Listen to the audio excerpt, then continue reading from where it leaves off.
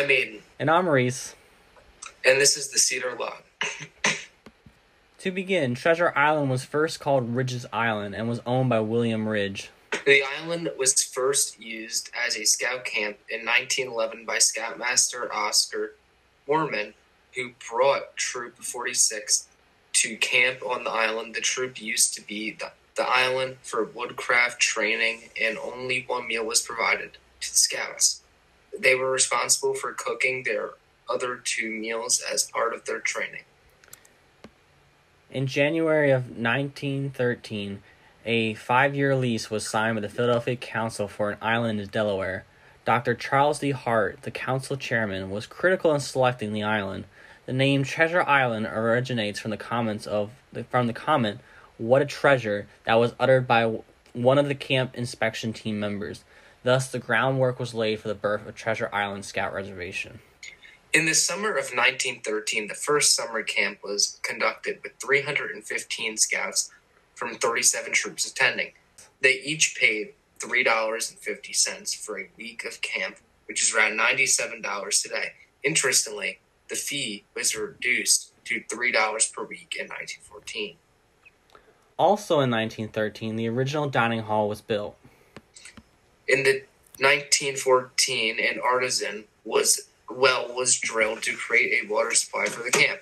Also, the dining hall was added to. In 1915, Dr. E. Erner Goodman became the camp director and created the Wimagdink, which is known as the Order of the Arrow today. In 1916, the cable ferry connecting to New Jersey shore of the Delaware was inaugurated. 1917 was a big year for TI, with the construction of City Hall replacing the admin tents, and 508 scouts from 50 troops attended camp. Their average stay was 10 days. A Scoutcraft school was established along with the camp newspaper. In 1919, the Philadelphia Council bought Treasure Island for $4,000, thanks to a gift from Edward Bach. This is around $76,000 today. Also during this year, the famous Boy, Mayor, and Bureau system was established to manage camp chores. Elections were held on Saturday, and every scout on the island had a vote. A mayor, judge, and town clerk were elected each week. Interestingly, the mayor would pick individuals for the following positions: wharfs, docks, and ferries, which were responsible for cleaning the boats, docks, and other aquatic equipments; health and sanitation, which was responsible for removing all possible hazards; transportation, which was responsible for unloading the Jersey ferry full of food; streets and highways, which was responsible for cleaning camp and maintaining trails; fire department, which was responsible for organizing fire drills and flooding the dining hall for cleaning purposes; quartermaster, which was responsible for collecting, repairing, and maintaining all camp equipment; public welfare, which was responsible for conducting camp beautification and coordinating other departments; police department, which had a judge and police chief to keep camp rules. In 1919, the weekly capacity at camp was 300 scouts. In 1920 to 1932, several buildings were added with the construction of Yoder's Lookout in 1920, the Unami Lodge House in 1921, the Northern Well Pump House, Nature Lodge, and Goodman Stockade in 1922.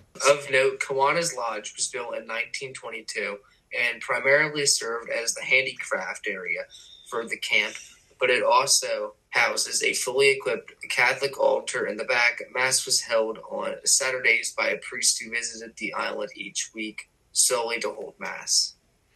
The staff quad shacks were built in 1923, the new Nature Lodge and Quartermaster Shack in 1931, and finally the dining hall in 1932. In 1926, a reforestation campaign consisted of scouts planting pine trees.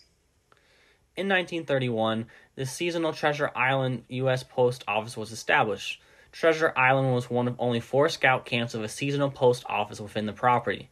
This post office was located within City Hall. The TI post office lasted until 1953, when postal responsibilities were given to the Pipersville, PA post office. Of note, when the Treasure Island post office was first opened, postage was 2 cents, and the postmaster received 1 cent of that as payment for each letter he processed.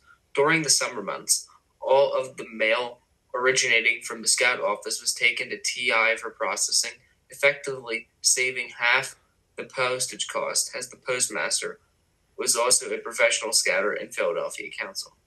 In 1932, the Woodland Chapel located on the north bank was destroyed by large ice flows. In 1933, the Woodland Chapel was rebuilt at a higher point of the island. There was originally a concrete cross, but it was removed after some dispute. Interestingly, in 1935, the Unami Trail connecting TI and Hart was open. This trail spanned over 30 miles, and some staff and scouts actually took the trail. In 1936, the TI map mural was painted by Albert L. Spicer and Treasure Island floods. In 1937, the dining room annex was added to the Unami Lodge house.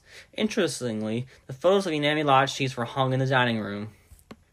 Between 1944 to 1947, a comprehensive plan to add a swimming pool, new water system, showering facilities, and upgrades to the dining hall and the kitchen were added. The plan was to cost $123,000, or nearly $1.5 million today, but only the upgrades to the dining hall and kitchen were ever completed. In 1955, Treasure Island saw major flooding due to Hurricane Diane. 350 scouts were evacuated via a boat, and some of the staff had to be evacuated via a helicopter to escape the floodwaters.